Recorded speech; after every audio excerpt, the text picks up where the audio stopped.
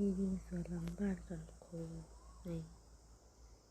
รีวิวไปเรื่อยๆมีเลยดอกวันเดียว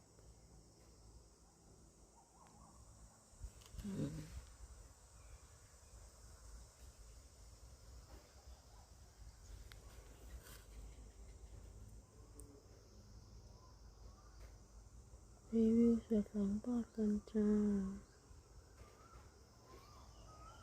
นี่เหลือหลายสิ่งหลายอย่างที่เรายังไม่ทำนะเรารอถูกรางวัลที่ 1เราจะทำรั้วใหม่ทั้งหมดเลยนี่อันเดิมที่พ่อเราทำไว้เป็นรั้วบ้านพอทำใหม่ก่อนเก็บตังค์กันไปถ้าผ่านการสร้างรายได้จากเฟซบุ๊กนี้เดี๋ยวมาทำรั้วบ้านให้แม่รีวิวอันนี้จะเป็นราวตากผ้าที่พ่อแกทำไว้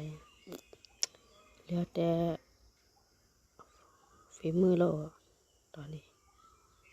สิ่งที่เราเฮ็ดไว้